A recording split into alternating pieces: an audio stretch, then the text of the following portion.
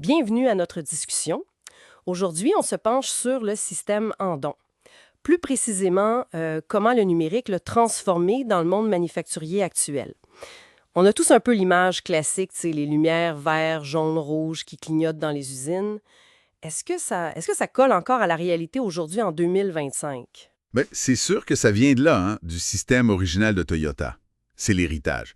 Mais disons que Landon a pas mal changé de look depuis, surtout avec le numérique puis l'industrie 4.0. La grosse différence, c'est que c'est rendu bien plus accessible. Même pour nos PME manufacturières ici au Québec. C'est plus juste une affaire de géant. Parfait. Donc, notre émission aujourd'hui, c'est d'explorer comment cet outil-là, qui vient de l'automobile au Japon, comment la technologie l'a modernisé, puis surtout, qu'est-ce que ça change concrètement pour l'efficacité, la réactivité dans nos usines québécoises. Si on retourne un peu en arrière, chez Toyota, c'était assez direct, non? Une corde. Tu tirais dessus quand il y avait un pépin sur la ligne d'assemblage. Ouais, Puis là, une équipe débarquait vite pour pas que ça arrête trop longtemps. c'est ça. Les lumières, c'était déjà une étape de plus, pour voir le problème de loin. Exact. Mais faut comprendre que monter ça, le système traditionnel avec les lumières, tout le filage, ça coûtait cher. C'était complexe à mettre en place. Pour une PME, mettons, le rapport valeur sur effort était pas toujours là. C'était difficile à justifier des fois. OK. Et là, on arrive à aujourd'hui, Landon numérique, Landon 4.0. Fait que là, concrètement, ça ressemble à quoi maintenant? Mettons dans une shop à Granby ou à Val-d'Or. Mais c'est là que ça devient vraiment intéressant. Puis beaucoup plus simple, en fait. Oubliez les grosses installations compliquées. Souvent, on parle de tablettes. Des tablettes pas chères, genre 200-250 pièces, installées direct au poste de travail. Juste des tablettes. Ouais. L'opérateur, au lieu de juste tirer une corde ou peser sur un gros bouton rouge, Mhm. il utilise une interface tactile simple. Puis là, non seulement il signale qu'il y a un problème, mais il peut dire c'est quoi le problème. Machine arrêtée, Mhm. manque de pièces, un trouble de qualité, besoin d'un setup. Ah ouais, c'est plus juste une lumière qui flash dans le vide, là, c'est vraiment une communication détaillée, une demande précise. Exactement. Magie de l'IoT, l'Internet des objets, appliqué à ça. L'info part direct, instantanément, vers une plateforme centrale. La plateforme analyse la demande, détermine qui doit intervenir, le superviseur, la maintenance, le cariste, puis elle envoie des notifications ciblées. Par quel moyen? Ben, t'as le choix. Ça peut être un texto, un message direct sur Teams ou Slack, un courriel.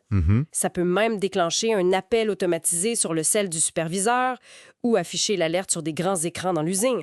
C'est super flexible. On adapte aux besoins de l'entreprise. Puis il y a une fonction que je trouve assez ingénieuse. Ah oui? On peut même configurer des alertes sonores différentes pour chaque poste de travail. Un petit jingle distinct.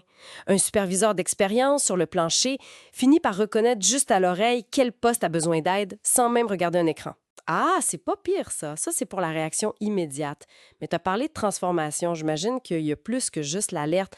C'est là que ça devient vraiment intéressant, j'imagine, avec les données. Exactement. C'est ça. La vraie puissance cachée de l'Andon numérique. Le système, il enregistre tout. Chaque appel. Qui a appelé, pourquoi, à quelle heure, combien de temps ça a pris avant qu'on réponde, combien de temps pour régler le problème, par type de problème, par poste, par équipe. OK. Là, ça devient une mine d'or d'infos. Carrément.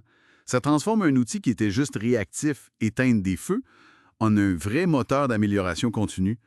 Pense à ça un peu comme un système de ticketing comme en informatique, mais pour l'usine. Tu vois les problèmes récurrents, les goulots d'étranglement.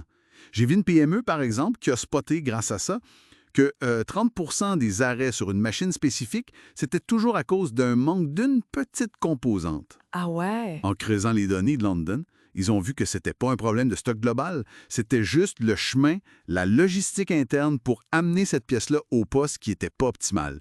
Ils ont réorganisé une petite affaire dans leur flux, puis pouf, presque tous ces arrêts-là ont disparu. Un gain facile, mais difficile à voir sans les données. C'est un bon exemple. Mais là, une PME qui nous écoute se dit peut-être « OK, c'est beau, mais ça doit être compliqué à installer. Ça coûte une burée. Ben justement, non. C'est ça la bonne nouvelle. L'implantation de base, c'est souvent très rapide. On parle de quoi? 2 à 4 semaines pour être fonctionnel avec les alertes de base. » Ah oui, quand même. Puis les prérequis techniques sont minimes. Essentiellement, un bon Wi-Fi fiable dans l'usine, puis des tablettes standards. On peut les mettre dans des boîtiers plus robustes, plus tough si l'environnement est, mettons, plus salissant ou avec des impacts. Et le coût? C'est souvent des projets qu'on appelle des quick wins. Le retour sur investissement est rapide. Souvent moins de 6 mois. Puis tu peux commencer petit. juste les alertes de base. Puis après, tu peux ajouter des couches, des escalades automatiques si personne répond après X minutes. Connecter ça à ton ERP, ton système de gestion, ou ton MS, le logiciel qui gère la production. Puis éventuellement, pourquoi pas, mettre un peu d'intelligence artificielle pour analyser les tendances ou même prédire des pannes avant qu'elles arrivent. C'est évolutif. Donc, on peut l'utiliser pas mal partout dans l'entreprise, pas juste sur la ligne de prod. Absolument. Partout où une interruption a un besoin non comblé rapidement, ça coûte du temps ou de l'argent. Pense à la logistique, la réception des marchandises, la préparation de commandes, Hum, la maintenance préventive, le contrôle qualité, même certains processus administratifs qui peuvent bloquer la production. Si on résume l'affaire, Oui. Landon numérique, ça démocratise un outil super puissant. Ça le rend accessible, abordable, flexible. Puis surtout, ça donne des données en or aux PME pour s'améliorer. C'est un bel exemple de comment l'industrie 4.0 prend des concepts qui ont fait leurs preuves puis les amène vraiment plus loin. Ça nous aide à passer du mode purement réactif à un mode plus proactif grâce à l'analyse. Puis dans le contexte actuel où chaque minute d'arrêt de production coûte cher, ben c'est un investissement qui fait pas mal de sens, tu sais. Très clair. Et pour finir, peut-être une petite question pour laisser mijoter.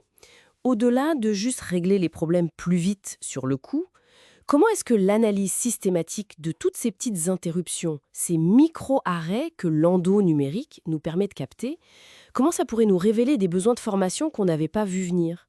Ou même nous ouvrir les yeux sur des façons complètement nouvelles d'organiser le travail dans l'usine? Une piste de réflexion pour nos auditeurs?